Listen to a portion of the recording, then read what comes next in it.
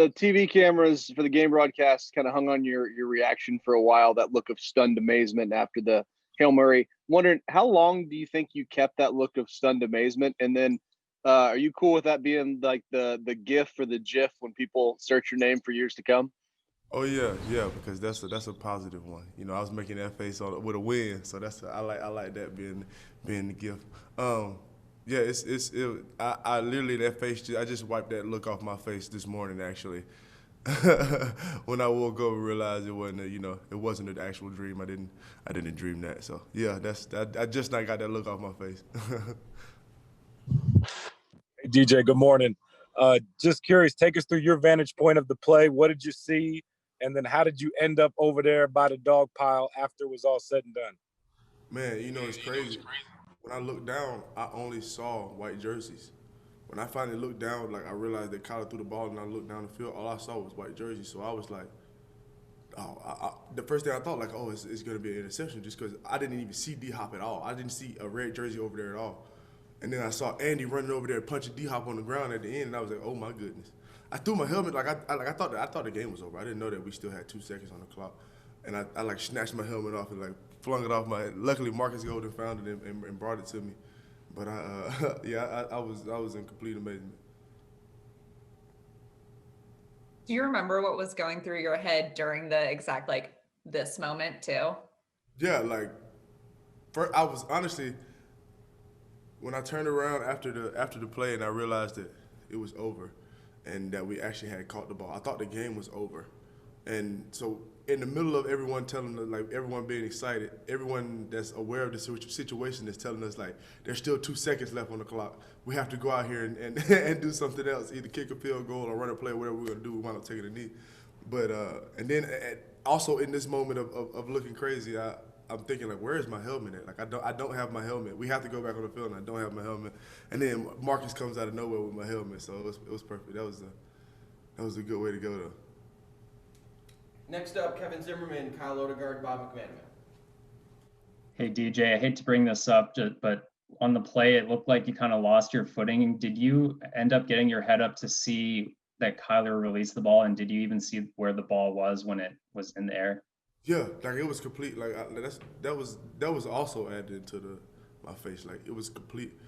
I fell in the middle of the play. I fall and I lose the edge. So I'm thinking, oh, he's gonna get him. So it goes from oh my God, I'm finna give up a sack to, oh, I forced the interception to, oh my goodness, it's a touchdown. We just won. The game is over. So there was a lot of emotions in literally probably 3 seconds of each other.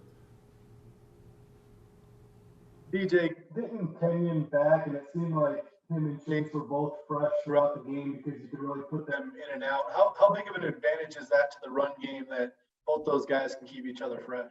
Man, it's huge, When you got a threat like both of those guys coming in and out, and then you also still have the threat of Kyler pulling it every time, man, it makes defenses play you honest or put themselves in a position where they're exposed one way or another. We just got to stay on churning it up front so we can make it easy for those guys, man. It's been fun to watch. I love to go back and watch the film because in the game I have no clue what's going on. I just know what I have to do and how I have to do it. So that's kind of my philosophy for what I stick to.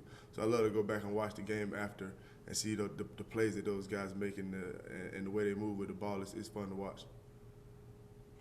Hey DJ, the whole sports world's watching you guys after yesterday, and I want to know from your perspective, for you and the team, after the last few years where it's been kind of thin sledding for wins, what it feels like to be in this moment for you and the team.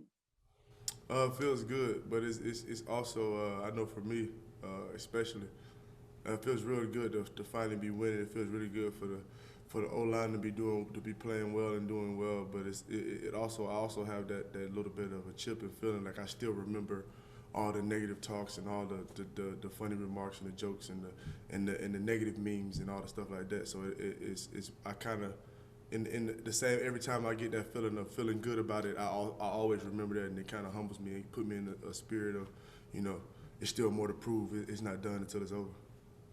Next up, Nick King, David Brandt, Catherine Fitzgerald. DJ, I'm guessing that a lot of people sent you the video of your reaction. Yeah. So what was your reaction to seeing your reaction? Did you laugh at the face you made? Oh, yeah, it was hilarious. I thought it was the funniest day ever. That's funny to me. Like, just the fact that I didn't think that the camera would even see me making that face on the field, but the fact that they saw it, that was hilarious to me. I got a good kick out of that. Hey, DJ, I know with a Hail Mary play, there is a little bit of a plan behind what's going on, a little bit at least. How much of that do you think is a set play, executing a plan, and how much of it is just D-Hop making an incredible catch and just athletes doing athletic things? So there's I'm really big into respecting play calling and all that stuff like that. And those plays, like I've been in more situations than not where I've seen those plays go the other way or go the positive way for the other team. And that's the only time I've ever seen it not be luck. Like he went up and took that ball out of the air and grabbed it and brought it down and scored that touchdown. It wasn't I fall and cradle the ball. It wasn't one of those, he tipped it and I caught it. It was, these three guys are around me. I want the ball more, and I'm gonna go get it. And that's the only way I can describe what I see when I see the photo of his hands on the ball and all three of those guys with one of their hands on the ball, and he comes down with the touchdown. That's what that equals to me. Like I'm gonna score on this play, and that's big time players make big time plays, man. DJ, it was such an exciting end, but the first half was kind of weird with just mostly field goals. I know you guys didn't score a touchdown until the third quarter. So where do you think this offense is at as far as, what's its ceiling and how close is it to actually meeting that at this point in the season? I mean, the sky's the ceiling for our offense, honestly. I think that as good as we are, there's so much stuff that we can get better at. There's so many more things that we can take advantage of with all the weapons that we have. But when you're able to fight through things like that, fighting through a half where you only kick field goals, and you know what I mean, genuinely believing that these threes are going to turn into 7 in the second half, and we're going to get this thing rolling, and always having that will in your heart to feel like we got a chance to win the game at any moment. That's what wins like that do for you. I think when you come out and you battle through adversity like that, and your defense puts you in a position to be able to go out and win that game, that for teams like us, that's huge. They don't do nothing but give you motivation and some calluses on your will to let you know that you can, every game that you go into, you got an opportunity to win every one of them. We'll wrap it up with the last four: Cam, Kent, Bob, Omar. DJ, just what does a win do like that going into Seattle and a short week and another tough game against a divisional opponent? Honestly, you got to flash and clear, really. Coach said it last night. We kind of got to have a 12-hour rule with that one. Today it's all Seattle, so we're kind of got to put it to rest. Get ready to roll into Seattle on Thursday because that's a big one for us as well. Can't even get too much hang on this last one. We'll celebrate that one at the end. DJ, I know you're on the opposite side of the ball as Corey, but you've been around him for a while. If his injury is as serious as maybe it looked last night, how much of an impact will that be? And can you describe his influence among guys just in the locker room? Man, Corey, like my big brother for real, man. That joker he's been here since I got here. That was his second year here, I think.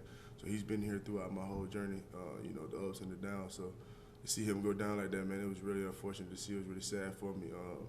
But one thing I know about Corey is he's resilient and he's a tough guy, and he's always going to be in good spirits. And all of his wisdom that he can pass on to the guys that's around him, he's going to pass it on. He's not going to hold anything back, and he's always going to be a part of us in every way, whichever way it goes. However, I'm not sure exactly what happened either. But however it is, I know he's going to be right there with us, just like Chan is now. DJ, you guys have always had an answer when you go to Seattle, at least in the last 6-7 years. What has been the key? What's been the rallying cry to make you go up there and know you can, not only win but take the fight to them to win? Honestly, I don't know because last year was my first time playing in Seattle, so I'll be honest with you. I don't know. I wasn't a part of any of the. I was all, I was the last few years before that I was hurt. Last year was the first time me going to Seattle and playing actually in a game, and we won. So I know one thing about our team is when we come out the field with that juice, we're a tough bunch to get with. So we just got to make sure we come into the field with that energy so we can, put a good show on. Hey, DJ, thanks for taking the time, man. I heard you mention a couple minutes ago just about turning the page, focusing on Seattle. Why not tempt yourself with carrying some of this momentum from yesterday, some of that good vibes that we're all talking about? You guys obviously had been talking about going into Seattle. Oh, we're definitely carrying the momentum. We're definitely carrying the good vibes, but we just kind of, we got to refocus, not so much. So we can't celebrate it too long, I should say. We kind of got to, we'll be on the plane in a few days, so we got to kind of hone back in on that and be prepared in that light. It's those Thursday night games are tricky, man, especially coming off a big win like that. You got to just, like I said, hone back in and refocus. And all the guys are in the building today getting workouts in and making sure, we getting ready for Seattle. So it'll be fun for sure, Thursday night ball.